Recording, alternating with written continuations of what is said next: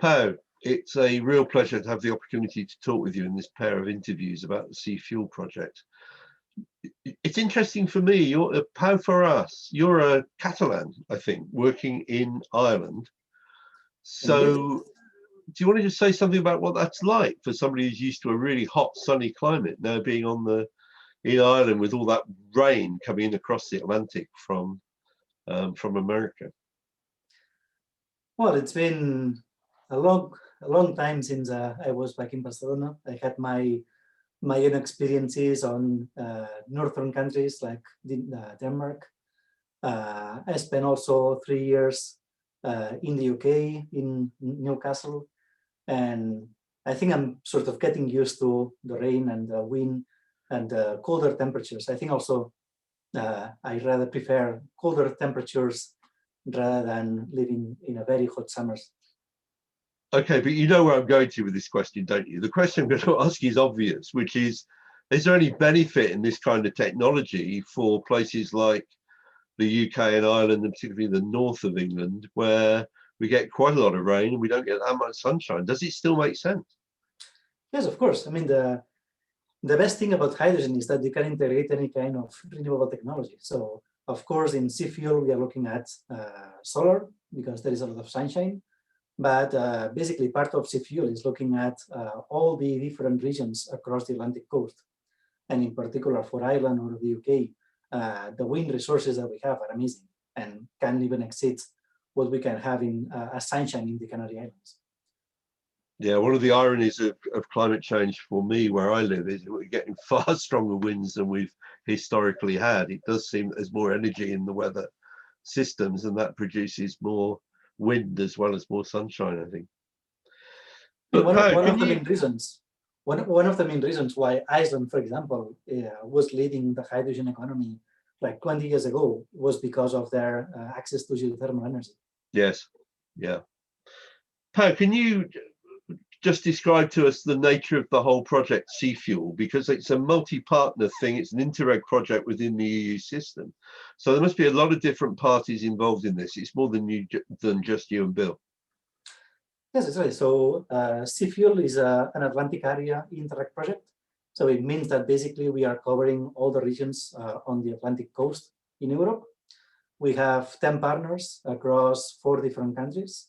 And since the aim of the project is basically to look at how we can make island regions sustainable and make use of the renewable resources they have, we have basically partners from the Canary Islands, from Madeira, from the UK and Scotland, and Ireland as well. So as I said, basically the idea is to make use of all these renewables that exist. And as we have said, will be sunshine in the south of Europe with the Canary Islands and Madeira, and wind energy in the north with Ireland and the UK, to produce hydrogen as a fuel for the local transportation.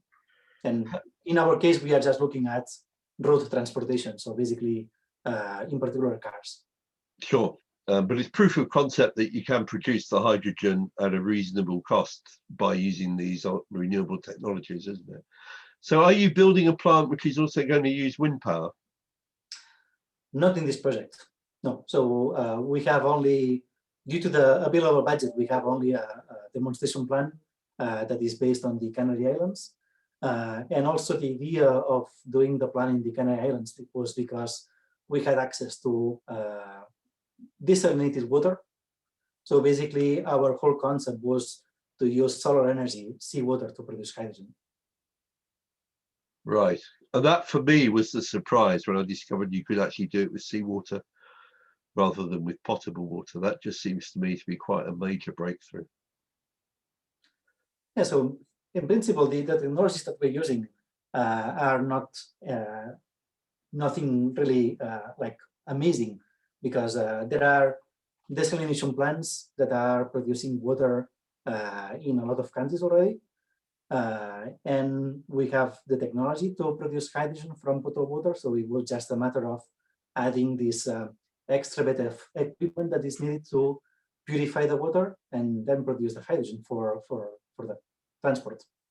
Hi, one of the nice things always with talking about it with engineers and academics and scientists like you is that things which seem to me to be quite magical, you turn into just everyday reality, and that's part of the trick. The problem is, I think, that the public still perceive this as some kind of magic.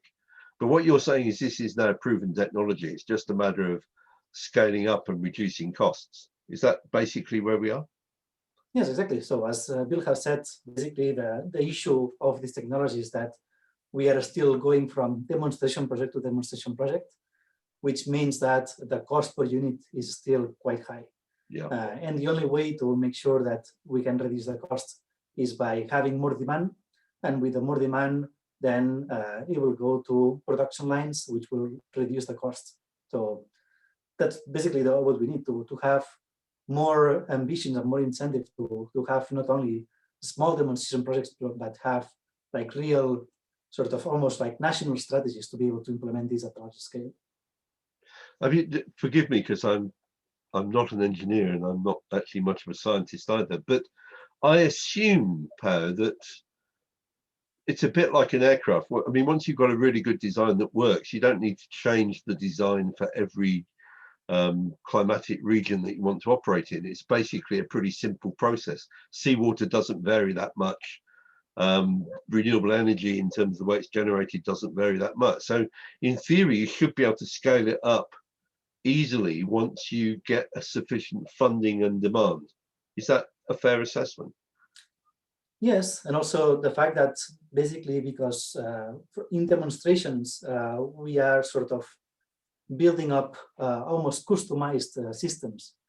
This makes it more difficult to scale it up. So basically, the first thing that we are looking at is how to standardize like sizes of electrolyzers, for example, the same way as we have standardized sizes of photovoltaics. Yes. So once this is done, then it becomes much easier to just do multiple times the standard version. So what we need to do is to try and help you to find a larger client, possibly across multiple numbers of islands, or a government that wants to put a series of plants around the one island, in order that you get those economies of scale, which is one of the next stages of presumably proving the concept. Yes, exactly. So this is basically what the European Commission has done with the hydrogen strategies. We have seen many of the European countries with their own national strategies. Ireland is still missing, but we are expecting to have one at some point this year as well. And one of the things that we are looking at in SEAFUEL that is very related to these all these policies and strategies is that we believe that even if islands like the Canary Islands are part of a bigger country like Spain, we believe that some of these policies that are basically based for the mainland, for in case of Spain, can hardly be applicable to isolated islands like the Canary Islands. Right. So what we are trying to do also with SEAFUEL is looking at our specific regions that are islands and see how the national strategies that have been already approved by the governments can be sort of shifted to make sure that they are applicable to the unique parameters that islands have as well. Which is the availability of seawater all around them. Yeah. In the conversation with Bill, we tended to focus quite hard on the tourism dimension. But I'm assuming that if it was scaled up and it wasn't just, well, presumably some of the cars on Tenerife will be hired by locals, but obviously most of it will be tourists hiring. But will this also benefit the local economy?